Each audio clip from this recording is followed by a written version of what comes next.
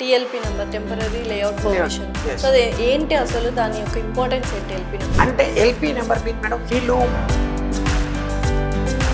Real ఎస్టేట్లో ఎక్కువ మోసాలు జరుగుతుంటాయి. అసలు మోసాల బారిన పడకుండా ఉండాలంటే ఎటువంటి జాగ్రత్తలు తీసుకొని అడ్వాంటేజ్గా తీసుకొని వాళ్ళు మోసాలు చేయడం కూడా జరుగుతుంది. అసలు ఏ ప్లాట్ కొంటే బెటర్, కొత్తగా ఉన్నదా రీసేల్ ప్లాట్? ప్రాపర్టీస్ చాలా ఈజీ మెథడ్లో తీసుకోవచ్చు.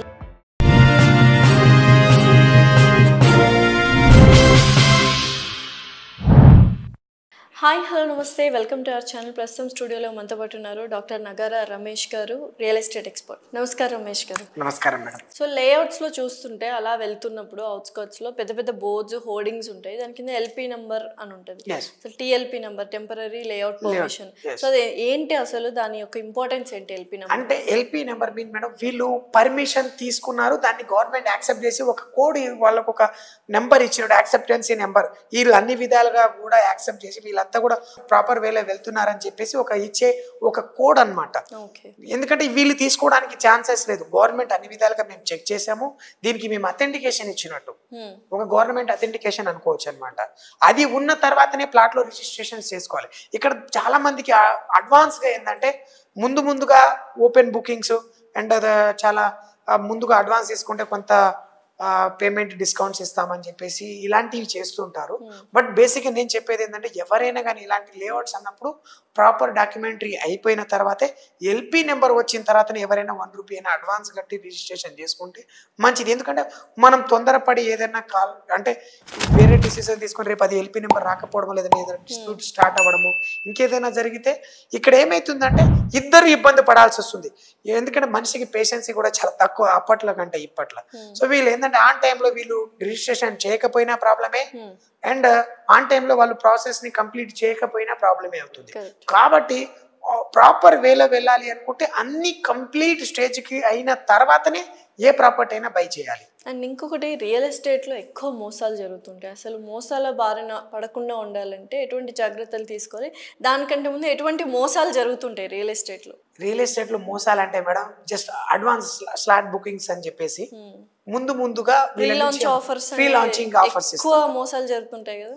అసలు ఏంటి అంటే తీసుకోవద్దనా pre launch offers? Pre launch offer అనేది మేడం ఒక మనిషిని అట్రాక్ట్ చేయడం. ఇప్పుడు రేపు అది 50,000 అవుతుంది గజ, నేను ఈ రోజు 20,000కే 30,000కే డిస్కౌంట్ ఇస్తా అంటాడు. ఏంటంటే ఒక జస్ట్ హైలోజేషన్ ఫామ్ చేయడం అనమాట.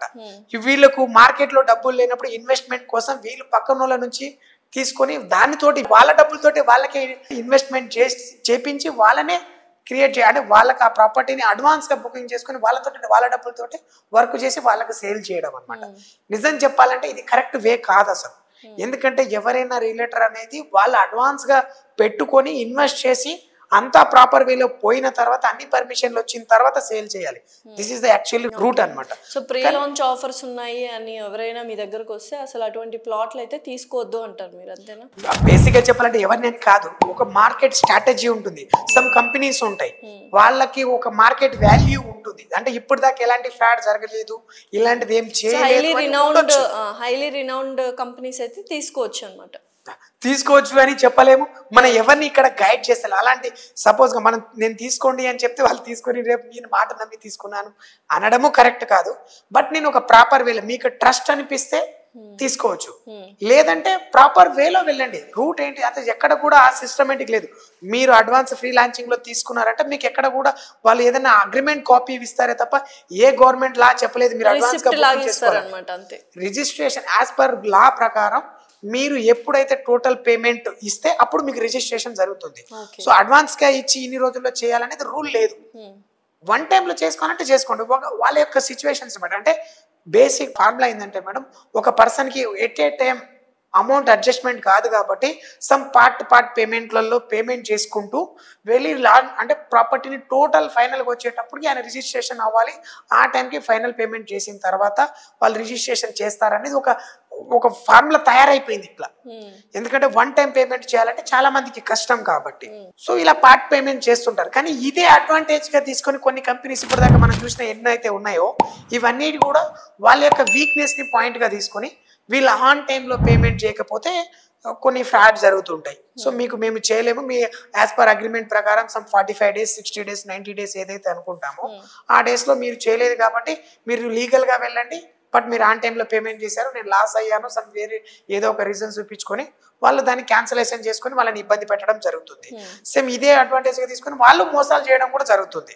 సో అందుకని ఇవేమి కాదు అనుకుంటే ఒక ప్రాపర్ వేలో సమ్ ఎప్పుడైతే ఇస్తున్నామో ఆ టైంకి వన్ టైం పేమెంట్ ఇచ్చి, లేదంటే మీరు సమ్ సేవింగ్స్ పెట్టుకోండి, బ్యాంక్ సేవింగ్స్ పెట్టుకోండి, సమ్ ఇంకేదైనా చేసుకోండి, అలా చేసుకొని టోటల్ పేమెంట్ చేసుకొని రిజిస్ట్రేషన్ చేసుకోండి, ఎట్ ఏ టైం ప్రాపర్టీ తీసుకోండి.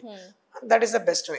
సో ఇప్పుడు చాలా మంది కొత్త ప్లాట్ కొనడం కంటే రీసేల్ వాల్యూ ఉన్న ప్లాట్ కొనడం బెటర్, రీసేల్ ప్లాట్ కొనడం బెటర్ అంటారు. అసలు ఏ ప్లాట్ కొంటే బెటర్, కొత్తగా ఉన్నదా రీసేల్ ప్లాట్?